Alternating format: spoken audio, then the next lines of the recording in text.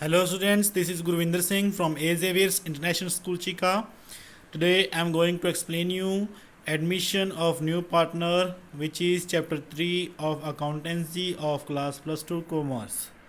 So in last videos I explained you first chapter, which was fundamentals of partnership, and after that I explained you the last chapter, which was uh, change in the profit sharing ratio. If the partners going to decide that their profit sharing ratio in future will be changed, then what type of adjustments we have to do, and how we can calculate sacrifice or gaining ratio, how we can calculate goodwill in different methods, how we can treat revaluation of assets and liabilities, and in different circumstances how we have to treat with the general reserve, with the profits, and with the revaluation of assets and liabilities.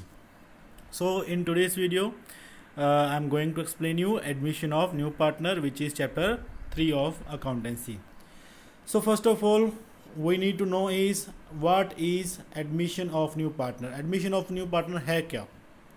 जैसे कि नाम से पता चल रहा है हमें यहाँ पे एडमिशन ऑफ न्यू पार्टनर, इसका मतलब ये हुआ कि जो पहले से पार्टनरशिप चल रही है उसके अंदर अब एक और नया पार्टनर आने वाला है, या फिर एक है या फिर एक से ज़्यादा भी हो सकते हैं. सो एडमिशन ऑफ न्यू पार्टनर. अब नए पार्टनर की ज़रूरत क्यों पड़ती है, नया पार्टनर ऐड क्यों किया जाता है, पुराने पार्टनर्स एक नए पार्टनर्स को ऐड क्यों करते हैं. ऐड करने से उनका नुकसान ही हो रहा है, क्योंकि उनको शेयर देना पड़ेगा, प्रॉफिट का हिस्सा उसको देना पड़ेगा. सो क्यों ऐड किया जाता है, उसके कारण है वो जान लेते हैं. जैसे कि नंबर 1 पे लिखा हुआ है, when more capital is required for the expansion of the business. हम अपने बिजनेस को एक स्तर पे कर रहे होते हैं. मान लो हम एक साल में 2 लाख यूनिट को प्रोड्यूस कर रहे हैं अपने बिजनेस में, तो हो सकता है कि हमारा जो ऑब्जेक्टिव है वो नेक्स्ट ईयर से हो सकता है कि वो 3 लाख जो वस्तुएं हैं उनको निर्यात करना हो सकता है, या प्रोड्यूस करना हो सकता है.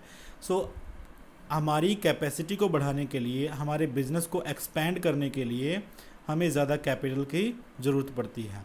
और फिर हम क्या कर लेते हैं, किसी ऐसे पार्टनर को ऐड कर लेते हैं जो हमारे बिज़नेस में एक्स्ट्रा कैपिटल लेके आएगा. ठीक है, तो ये एक पहला कारण है जिसके कारण एक नए पार्टनर को बिज़नेस में ऐड किया जाता है, ताकि कैपिटल लाई जा सके और उस कैपिटल से बिज़नेस को एक्सपेंड किया जा सके. नंबर 2 इसका कारण है, when a competent and experienced person is needed for the efficient running of the business. So हो सकता है कि जो पुराने पार्टनर्स हैं उनके अदर बिज़नेस बहुत ज़्यादा चल रहे हैं, कोई और बिज़नेस चल रहे हैं, तो हो सकता है कि वो इतना ज़्यादा ध्यान ना दे पा रहे हों बिज़नेस के ऊपर, या कोई भी कारण के कारण बिज़नेस जो है वो एफिशिएंटली नहीं चल रहा उनसे, कोई भी कारण हो सकता है. सो एफिशिएंटली चलाने के लिए वो किसी ऐसे व्यक्ति को हायर कर लेते हैं, या फिर कह लो अपने पार्टनरशिप में ऐड कर लेते हैं जो एफिशिएंटली वर्क कर सकता है बिज़नेस के अंदर. ठीक है, तो वो कई बार ऐसा होता है कि जो बिज़नेस के अंदर मैनेजर काम कर रहा होता है, ऑलरेडी पार्टनर्स के साथ काम कर रहा होता है, लेकिन वो एज अ मैनेजर काम कर रहा होता है, तो कई बार उसको प्रमोट करने से कह सकते हो आप, या फिर उसको प्रोत्साहित करने के लिए वो अपने साथ पार्टनर ऐड कर लेते हैं, जिससे नया पार्टनर ऐड हो जाता है पार्टनरशिप के अंदर. ये 2 कारणों के बाद तीसरा कारण क्या है, to increase the goodwill and reputation of the business. So goodwill और रेपुटेशन को इंक्रीज करना भी एक ऑब्जेक्टिव हो सकता है पार्टनर को ऐड करने का. देखिए कि अगर मान लो कि एक व्यक्ति जो है उसके काफ़ी सारे बिजनेस हैं, मतलब कि मान लो कि पूरे चीका के अंदर एक व्यक्ति के काफ़ी सारे बिजनेसेस हैं और उसकी काफ़ी रेपुटेशन है पूरे चीका के अंदर. सो उसकी रेपुटेशन का फ़ायदा अगर कोई और बिजनेस या पार्टनर्स लेना चाहें तो वो उसको ऐड करके ले सकते हैं. फॉर एग्ज़ाम्पल कि मान लो कोई अवतार नाम का व्यक्ति है जो पूरे चीका के अंदर मशहूर है, तो उसको किसी दूसरे पार्टनर्स ने जो अपना बिजनेस कर रहे थे उन्होंने ऐड कर लिया. तो ऐड करने से क्या होगा, उनकी फर्म की रेपुटेशन, जो जिन पार्टनर्स ने ऐड किया अवतार को, उनकी फर्म की रेपुटेशन बढ़ जाएगी, गुडविल उनकी बढ़ जाएगी. सो ऐसे में हो सकता है किसी पार्टनर को गुडविल या रेपुटेशन के लिए भी ऐड किया जाता है। इसकी एक और एग्जांपल दे देता हूँ। कई बार क्या होता है कि एक जो बिजनेसमैन है उसका नाम किसी पर्टिकुलर एरिया के अंदर बहुत ज़्यादा होता है, लेकिन जब उसके आगे उसके बेटे या फिर ग्रैंड डॉटर्स ग्रैंडसन्स होते हैं जो वो अगर अच्छे से बिज़नेस ना चला पाएँ, लेकिन उसका जो दादा था या और उनके पिताजी थे वो अच्छे से बिज़नेस चला रहे थे और उनकी अच्छी रेपुटेशन थी, तो उनकी रेपुटेशन या उनकी गुडविल को हासिल करने के लिए उनके जो सन्स हैं या ग्रैंडसन्स हैं वो उनको साथ में ऐड कर सकते हैं ताकि उस गुडविल को इंजॉय कर सकें। तो बेटा तीसरा रीज़न क्या है, गुडविल को हासिल करना या रेपुटेशन को हासिल करना, इसलिए किसी पार्टनर को ऐड कर लेना। तीसरा पार्टनर को ऐड करने का कारण है to encourage a capital employee by taking him into the partnership. So to encourage a capital employee by taking him into the partnership. So कोई भी एम्प्लॉय है, जैसे मैंने पहले आपको बता दिया है, जो ईमानदारी से काम कर रहा है, चाहे आप उसको प्रमोट करना चाहते हो या फिर उसकी कैपिटल को हासिल करना चाहते हो, उसके पास कोई सेविंग्स हैं तो आप उसकी कैपिटल्स को हासिल करना चाहते हो, तो आप उसको एज अ पार्टनर ऐड कर सकते हो, जिससे उसका मनोबल भी बढ़ेगा और अच्छे से काम करना भी शुरू कर देगा। तो ये 4 कारण हैं जिसके कारण पुरानी पार्टनरशिप में एक नया पार्टनर या फिर एक से ज़्यादा पार्टनर भी ऐड हो सकते हैं। सो बेटा ये तो था कि पार्टनरशिप होती क्या, एडमिशन ऑफ अ पार्टनरशिप क्या होती है और एडमिशन किसी पार्टनर की करना क्यों ज़रूरी है या किस कारण से एडमिशन करनी पड़ती है न्यू पार्टनर की। आप जानते हैं कि जब भी एडमिशन होगी, नए पार्टनर की जब भी एडमिशन होगी, तो कौन कौन से अकाउंट्स हमें बनाने पड़ेंगे, यानी कि क्या क्या एडजस्टमेंट्स हमें करनी पड़ेंगी जब भी कोई नया पार्टनर पुरानी पार्टनरशिप में ऐड होगा। तो सो यहाँ पे नंबर 1 पे आप देखिए, नंबर 1 पे क्या किया जाएगा, calculation of new profit sharing ratio. अब देखिए बेटा, पुराने पार्टनर्स एक रेशो में प्रॉफिट को डिवाइड कर रहे थे, जब नया पार्टनर आएगा तो जाहिर सी बात है कि उनकी पुरानी रेशो डिस्टर्ब होगी ही होगी, चाहे वो अपनी पुरानी रेशो में ही अपने प्रॉफिट को डिस्ट्रीब्यूट करना चाहते हैं, लेकिन नए पार्टनर को शेयर तो देना पड़ेगा ही ना उनके अपने शेयर में से।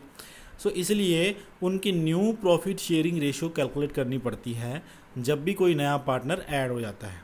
मान लो कि अगर पहले से आप अपने प्रॉफिट्स को, कोई 2 पार्टनर्स थे, वो आपस में अपने प्रॉफिट्स को इक्वली डिवाइड करते थे। जैसे मान लो 1000 रुपये का प्रॉफिट हुआ तो उन्होंने 500 आपस में डिवाइड कर लिया, तो यानी कि रेशो क्या है 1:1। अब एक नया पार्टनर ऐड हो गया है, अब तीनों फिर से दोबारा से इक्वली अपने प्रॉफिट्स को शेयर कर रहे हैं, लेकिन उनका शेयर अब क्या हो रहेगा, अब 1:1 बन जाएगा। यानी कि अगर वो 1000 को 3 हिस्सों में डिवाइड करना चाहेंगे तो 500 तो नहीं ना आएगा, फिर उनके जो आएगा वो लगा लो 333 रुपीज़ पर पर्सन या पर पार्टनर उनको आएगा, यानी कि उनका जो शेयर है वो कम हो जाएगा। तो इसके कारण हमें new profit sharing ratio calculate करनी पड़ती है। नंबर 2 पे फिर क्या करना पड़ता है, accounting treatment of goodwill. So last chapter के अंदर भी इसकी ट्रीटमेंट की थी, सेम इसी चैप्टर के अंदर भी हमने उसकी ट्रीटमेंट करनी है, गुडविल की ट्रीटमेंट। अब पुराने पार्टनर्स ने जो रेपुटेशन कमा रखी है, जो गुडविल कमा रखी है, उस रेपुटेशन का भागीदार नया पार्टनर भी बनने वाला है, इसीलिए हमें इस गुडविल को, जो पुरानी गुडविल कमा रखी है, उसके अंदर जब हिस्सेदारी देंगे नए पार्टनर को, तो उसको भी गुडविल का हिस्सा लाना पड़ता है, जिसको हम प्रीमियम ऑफ गुडविल बोलते हैं। सो नया पार्टनर जो गुडविल का हिस्सा लेके आता है वो उस पार्टनर को दिया जाता है, उस पुराने पार्टनर को दिया जाता है जो पार्टनर सेक्रीफाइस कर रहा होता है। अगर दोनों या सभी पार्टनर्स सेक्रीफाइस कर रहे हैं तो सभी में उनकी सेक्रीफाइस रेशो में वो गुडविल डिवाइड कर दी जाती है, और अगर कोई एक पार्टनर कर रहा है तो वो सारे का सारा हिस्सा गुडविल का उस एक पार्टनर को ही दे दिया जाता है, यानी कि जो सेक्रीफाइसिंग पार्टनर है उसको ही ये गुडविल का हिस्सा मिलता है। लास्ट चैप्टर के अंदर जो गेनिंग पार्टनर था वो देता था, इस चैप्टर में भी गेनिंग पार्टनर ही देगा। अब गेनिंग पार्टनर तो आपको पता ही है, जो नया पार्टनर आ रहा है उसी को तो गेन होगा, वही तो सारे का सारा नया शेयर ले रहा है, ठीक है। तो गेनिंग शेयर पार्टनर यानी कि न्यू पार्टनर ही अपना हिस्सा साथ में लेके आता है और सेक्रीफाइस पार्टनर को दे देता है। सेम वैसे ही ट्रीटमेंट रहता है, कोई ज़्यादा इसके अंदर चेंजेस नहीं है। नंबर 3 पे क्या है, accounting treatment for revaluation of assets and liability. Same last chapter के अंदर रीवैल्यूएशन हमने बनाया था, रीवैल्यूएशन अकाउंट। इस चैप्टर के अंदर भी दोबारा से रीवैल्यूएशन अकाउंट बनेगा। सेम उसी तरीके से एसेट्स और लाइबिलिटीज़ का रीवैल्यूएशन किया जाएगा कि उसके अंदर क्या चेंजेस आए हैं, क्या प्रॉफिट हुआ, क्या लॉस हुआ। नंबर 4 पे accounting treatment of reserves and accommodated profits. So last chapter के अंदर भी जो पुराने रिजर्व्स पड़े होते थे, प्रॉफिट्स पड़े होते थे या फिर लॉस होता था एसेट साइड पे, तो वो सब का भी ट्रीटमेंट वैसे ही करना है। एडजस्टमेंट ऑफ कैपिटल्स नंबर 5 है, adjustment of capital on the basis of new profit sharing ratio. तो किसी किसी क्वेश्चन में हमें ये भी आ सकता है कि उनकी प्रॉफिट शेयरिंग रेशो तो चेंज हो गई है और न्यू जो प्रॉफिट शेयरिंग रेशो है उसके मुताबिक अब वो अपनी कैपिटल रखना चाहते हैं। अगर पुरानी उनकी कैपिटल 2 लाख और 1 लाख है, दो पार्टनर्स की पुरानी कैपिटल 2 लाख और 1 लाख है, अभी उनकी एक नया पार्टनर ऐड करने से उनकी न्यू प्रॉफिट शेयरिंग रेशो 1:1 हो गई है। तो अब वो चाहते हैं कि उनकी कैपिटल भी उनकी प्रॉफिट शेयरिंग रेशो के मुताबिक हो। तो उनकी न्यू कैपिटल क्या होगी, 1 लाख 1 लाख 1 लाख, ठीक है। सो ये तो थे पॉइंट्स जो हमने एडजस्ट करने हैं जब भी कोई नया पार्टनर ऐड होगा। नंबर 1 पे क्या करना पड़ेगा, एक नई प्रॉफिट शेयरिंग रेशो कैलकुलेट करनी पड़ेगी। नंबर 2 पे क्या करना होगा, गुडविल की अकाउंटिंग ट्रीटमेंट करनी होगी। जो नया पार्टनर गुडविल लेके आएगा वो सेक्रीफाइस पार्टनर को दे दी जाएगी। तीसरे नंबर पे एसेट्स और लाइबिलिटीज़ का रिवैल्यूएशन करना है और उसका प्रॉफिट पुराने पार्टनर्स में पुरानी रेशो में डिवाइड कर देना है। नंबर 4 पे जो भी रिजर्व्स हैं, प्रॉफिट्स हैं, वो पुरानी रेशो में पार्टनर्स में डिवाइड कर देना है। और नंबर 5 पे अगर वो उन्होंने चाहा कि भाई कैपिटल्स जो उनकी होंगी वो भी न्यू प्रॉफिट शेयरिंग रेशो के मुताबिक नहीं होंगी तो उनको भी हमें चेंज करना पड़ेगा। तो ये सारे 5 पॉइंट्स हैं। इसके अंदर से हम पहला पॉइंट जो है वो आज स्टार्ट कर देंगे, जिसमें है calculation of new profit sharing ratio. हाँ जी बेटा, when a new partner is admitted he acquires his share of profit from the old partners. तो जब नया पार्टनर जब ऐड होता है तो वो पुराने पार्टनर से शेयर हासिल करता है। तो इस तरीके से पुराने पार्टनर्स की जो प्रॉफिट शेयरिंग रेशो है वो डिस्टर्ब हो जाती है और हमें दोबारा से new profit sharing ratio calculate करने की ज़रूरत पड़ती है। तो इसके new profit sharing ratio calculate करने के लिए हमारे सामने कुछ प्रॉब्लम्स आ सकती हैं, जिसमें हम 1 बाय 1 उन प्रॉब्लम्स को सामना करेंगे, देखेंगे। जिसमें नंबर 1 पे आता है, when only the ratio of new partner is given in the question, then in the absence of any other agreement it is presumed that the old partner will continue to share the remaining profit in the same ratio in which they were sharing before the admission of a new partner। तो जब हमें सिर्फ इतना ही बता रखा होगा कि जो नया पार्टनर है उसको इतना शेयर दिया जा रहा है, सम काइंड ऑफ कुछ भी शेयर उसको दिया जा रहा है, लेकिन और कुछ नहीं बता रखा कि पुराने पार्टनर्स ने किसने कितना शेयर नए पार्टनर को दिया, तो हम ये मानेंगे कि पुराने पार्टनर्स जो हैं वो अपना शेयर पुराने तरीके से ही बांटेंगे, यानी कि उनकी पुरानी प्रॉफिट शेयरिंग रेशो ही रहेगी, लेकिन नए पार्टनर की को वो अपना जो भी उनकी रेशो थी उसकी रेशो के मुताबिक वो अपना हिस्सा दे रहे हैं, ठीक है। तो इस केस के अंदर जब सिर्फ इतना आपको दे रखा है कि नया पार्टनर इस पार्ट के साथ इतने हिस्से के साथ ऐड हो रहा है, तो कैसे हम कैलकुलेट करेंगे न्यू प्रॉफिट शेयरिंग रेशो। तो इलिस्ट्रेशन नंबर 1 देख लेते हैं। A, B and C are partners in proportion of 3:6:2:6:1:6। तो यहाँ पे बेटा ए बी सी की प्रॉफिट शेयरिंग रेशो दे रखी है, जो पहले से पार्टनर्स थे 3:1। D was admitted in the firm as a new partner with 1/6 share, और अभी यहाँ पे डी जो है वो ऐड कर लिया गया, तो चौथा पार्टनर ऐड हुआ है जिसका शेयर होगा कितना, 1/6। Calculate the new profit sharing ratio of the partner. तो अभी यहाँ पे हमने पार्टनर्स की नई profit sharing ratio A B C D चारों की न्यू प्रॉफिट रेशियो क्या होगी वह कैलकुलेट कर लेनी है। अब यहाँ पे इसका मतलब ये नहीं है कि 3:1 है तो इसके अंदर ए बी सी ये प्रॉफिट रेशियो नहीं बन जाएगी। सो इसके लिए हमें अलग से एक मेथड होता है, उस मेथड के अकॉर्डिंग हमने इसकी कैलकुलेट कर लेनी है। तो let's start its solution. So calculation of new profit ratio. So मान लेते हैं सबसे नंबर 1 पे कि जो फार्म का प्रॉफिट है वो 1 रुपया है, ठीक है। सो 1 रुपया हमने एज्यूम कर लिया कि फर्म के पास कितने रुपए प्रॉफिट है, 1 रुपये का प्रॉफिट है। और जो नया पार्टनर आया है उसका हिस्सा कितना है प्रॉफिट्स में से, 1/6, ठीक है। सो अगर हम 1 रुपये के प्रॉफिट में से डी का शेयर उसको दे दें तो बाकी के पार्टनर्स के लिए कितना शेयर बचेगा, ठीक है। यहाँ पे हमारे पास कितने पार्टनर्स हैं, ए बी सी डी। सो अगर यहाँ पे डी जो है 1 रुपये प्रॉफिट में से उसको हम उसका हिस्सा दे देते हैं तो ए बी सी बाकियों के लिए कितना शेयर बच जाएगा वो सबसे पहले हमने फाइंड कर लेना है। तो देखिए रिमेनिंग शेयर हमें कैलकुलेट करना है। जो प्रॉफिट था 1 रुपया वो ले लेना है, 1 रुपीज़ जो प्रॉफिट है उसको ले लिया हमने। उसके बाद जो उसका शेयर है यानी कि 1/6 जो है वो हम उसमें से माइनस कर देंगे। 1 रुपये प्रॉफिट में से डी का शेयर जो है 1/6 वो माइनस कर देंगे। अब यहाँ में मैं एक बार आपको बता दूँ हमने 1 रुपीज़ प्रॉफिट क्यों लिया, क्योंकि जब भी किसी भी रेशोज़ को जितने भी पार्टनर्स होंगे उनकी जब रेशोज़ का आप प्लस करोगे, सभी की रेशोज़ का जब भी आप प्लस करोगे तो उसका आंसर 1 ही आएगा हमेशा ही। जब भी आप सारी की सारी रेशोज़ को प्लस करोगे, जितने भी पार्टनर्स होंगे सबकी रेशोज़ का टोटल कर दोगे तो उसका जो आंसर आएगा वो 1 ही आएगा। इसीलिए हम जो टोटल प्रॉफिट है उसको 1 लेते हैं। तो 1 में से जब 1/6 माइनस कर देते हैं तो 6 1 6, 6 - 1 5, तो 5/6 क्या आ गया है यहाँ पे रिमेनिंग शेयर। ये किसका है, ए बी और सी का, क्योंकि डी का हम निकाल चुके हैं, डी का हम माइनस कर चुके हैं। यानी कि अब जो 5/6 शेयर है ये कौन कौन लेगा, ए बी और सी लेगा। किस रेशो में लेगा, क्योंकि और कोई इन्फॉर्मेशन नहीं दे रखी तो किस रेशो में डिवाइड करेंगे वो अपने शेयर को, पुरानी रेशो यानी कि 3:1 में ही वो डिवाइड करेंगे।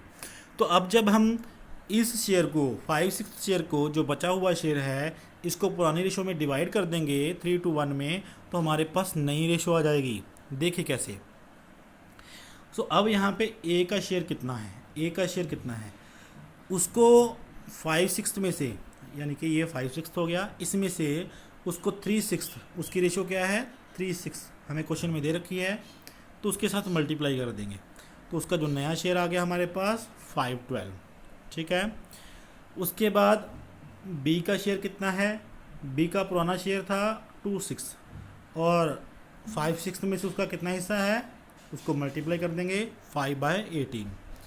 सी का शेयर कितना था 1/6 जो पुराना शेयर था, और नए जो डी का शेयर देने के बाद जो प्रॉफिट था उसमें से कितना हिस्सा बनता है उसका, जब उसको मल्टीप्लाई कर देंगे तो 5/36, और डी का शेयर कितना है 1/6। तो अभी अब बेस देखिए सबके, इसका 12 है, इसका 18 है, इसका 36 है, इसका 6 है। तो जो इनके बेसिस हैं इनको हमने इक्वल कर लेना है। इक्वल करने के लिए हम इनका एलसीएम निकाल लेंगे। तो यहाँ से हमने इनका एलसीएम निकाल लिया जो कि 36 बन गया। तो 12 को अगर 36 के इक्वल करना है तो हमें 3 से मल्टीप्लाई करना होगा, ठीक है। अगर यहाँ पे 12 को 36 के इक्वल करना है तो हमें किससे मल्टीप्लाई करना होगा 12 को 3 से। अब ऐसे ही 5 को भी 3 से हम मल्टीप्लाई करेंगे तो इसका आंसर कितना आ जाएगा 15। 18 को जब 36 में कन्वर्ट करना है तो उसको 2 से मल्टीप्लाई करना होगा, तो हम 5 को भी कितने से मल्टीप्लाई करेंगे 2 से मल्टीप्लाई करेंगे। ऐसे ही 36 को अगर 36 में कन्वर्ट करना है तो कितने से मल्टीप्लाई करेंगे 1 से, तो ऊपर वाले 5 को भी कितने से मल्टीप्लाई कर दिया हमने 1 से। 6 को जब 36 में कन्वर्ट करना है तो हमें इसको 6 से ही मल्टीप्लाई करना होगा, तो ऊपर वाले 1 को भी कितने से मल्टीप्लाई कर देंगे 6 से, तो 6 1 6 आ जाएगा। तो ऐसे हमारे पास जो नया शेयर आ गया वो है 15, 10, 5, 6। तो न्यू प्रॉफिट शेयर रेशो हमारे सामने है। ये वो केस था जिसके अंदर सिर्फ पुराने पार्टनर का शेयर दे रखा, पुराने पार्टनर्स का शेयर दे रखा है और नए पार्टनर का शेयर दे रखा है, और कुछ नहीं बता रखा कि कौन सा पार्टनर कितना सेक्रीफाइस या गेन कर रहा है। तो ₹1 प्रॉफिट में से नए पार्टनर का प्रॉफिट निकाल के जो प्रॉफिट बच जाएगा वो उनकी पुरानी रेशो में हम डिवाइड कर देंगे, तो हमारे पास पुराने पार्टनर्स का भी नया शेयर आ जाएगा। ठीक है, नेक्स्ट हम चलते हैं illustration number sometimes a new partner purchase his share of profit from the old partner equally. तो कई बार ये पहला केस के अंदर हमने किया था कि हमें कुछ नहीं बता रखा कि पुराने पार्टनर्स किस पार्टनर से वो कितना शेयर ले रहा है, लेकिन अभी अगर हमें बता रखा हो कि कौन सा पार्टनर जो है वो कितना शेयर किस पार्टनर को दे रहा है या फिर पुराने पार्टनर से इक्वल रेशो में ले रहा है, तो उस केस में हमने कैसे इन क्वेश्चंस को सॉल्व करना है। तो इन क्वेश्चंस को सॉल्व करेंगे नेक्स्ट वीडियो के अंदर।